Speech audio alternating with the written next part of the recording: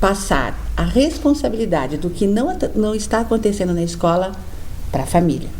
A família, por sua vez, ela também tem uma tendência a depositar sobre a escola todas as suas expectativas e responsabilidades. Sua professora não te ensinou isso? Mas como que você não sabe isso? Mas o que? Tem tarefa? Hoje é sábado, nós temos que sair, ela mandou tarefa para você. Mas que absurdo. Eu preciso te ajudar a fazer a tarefa? A escola não está te ensinando, não está te ensinando, não? Enfim, tem uma série de coisas que um passa para o outro tal. E vejam bem, a relação família-escola é muito importante. Por que é importante hoje e não era importante antigamente? Não estou falando que eu falei só antigamente. Porque antigamente a educação não era vista de uma forma tão complexa. Antigamente o professor dava aula e pronto. O aluno pegava a aula do professor ou não, se ele quisesse.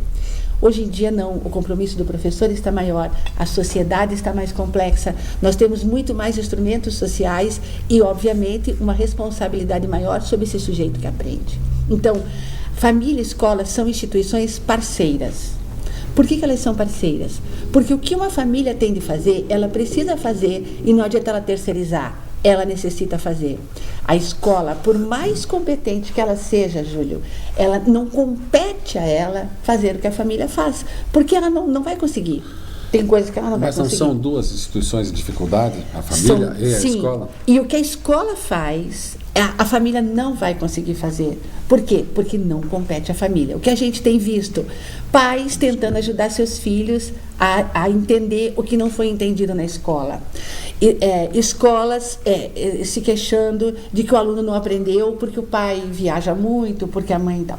Essas coisas influenciam numa criança, influenciam.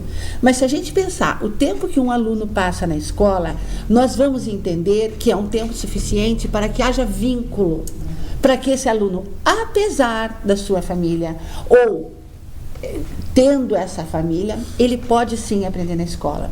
E a família tem que entender que, apesar da escola ser boa, ou se caso a escola não atenda todas as expectativas que essa família tem, ela também não deve deixar de fazer seu papel educativo, que é diferente. Mas, Isabel, você não acha que tem temas que perpassam as duas instituições? Certamente. Por exemplo, limite. Eu estava te ouvindo, eu estava falando assim, tá, legal quando eu ensinar a comer de garfo e faca, é da família, entendeu? Ensinar a ler e escrever é da escola. Eu estou sendo radical. Tudo bem, vamos lá. E aí eu fico pensando, colocação de limite.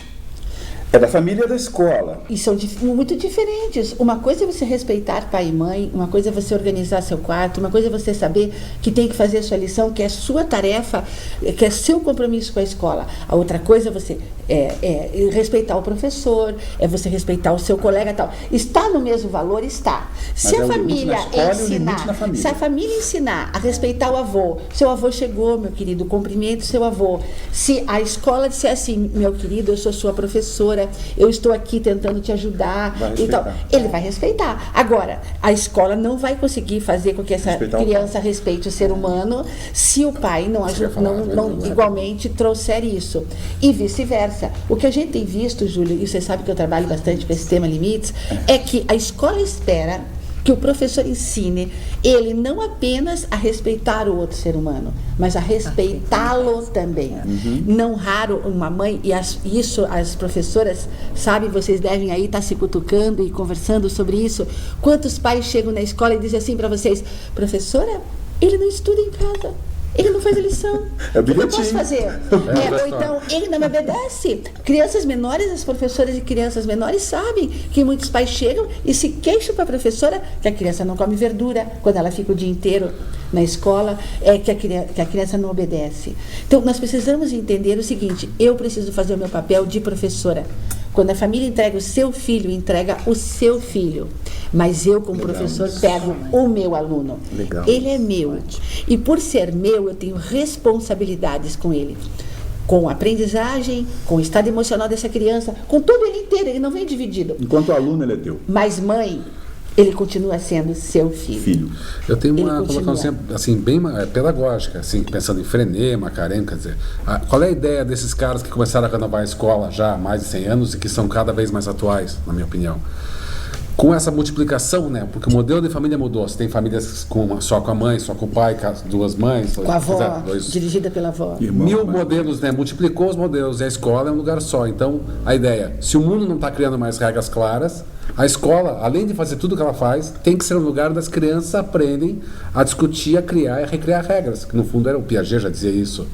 Então, eu acho que, tudo bem, acho, dentro da margem da autonomia que uma escola tem para fazer coisas, a minha sugestão sempre é: abram mais espaço para promover debates, trocas, criação de regras, aquelas dos combinados, para que as crianças aprendam a criar e respeitar regras e fazer regras dentro da escola. Sim, Luquinha, é o que tem acontecido nas escolas. Isso, nosso herói Frenê. Mas as escolas têm procurado isso, a maioria tem feito isso.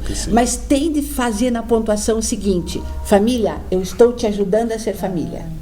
Entendeu? A escola dividir a sua experiência, enquadrar a família, para mostrar para a família que aqui dentro é escola, aqui dentro eu dirijo, aqui dentro existe um conjunto de regras que compõem a escola. Não consigo não pensar na cena que eu vejo de creche pública, da gente fazer a criancinha fazer o desenho, assinar o desenho, levar para casa, e eu vi o pai da criança pega o desenho, rasga e joga no chão na frente da creche. O que você faz com esse pai? Traz ele para a reunião de pais e mestres para discutir a valorização do ser humano, a importância dos pais estarem presentes, enfim, porque essa pessoa, na verdade, não acredito... Porque ela faz isso mesmo, Isabel. Eu não acredito que nenhum pai levante-se, ou uma mãe, ou uma avó, levante e diga assim: hoje eu vou fazer mal para o meu neto, para o meu filho. Eles sempre fazem pensando que estão fazendo, ou fazem sem pensar. Então, e a própria escola, desculpe, Luca, a própria escola, né?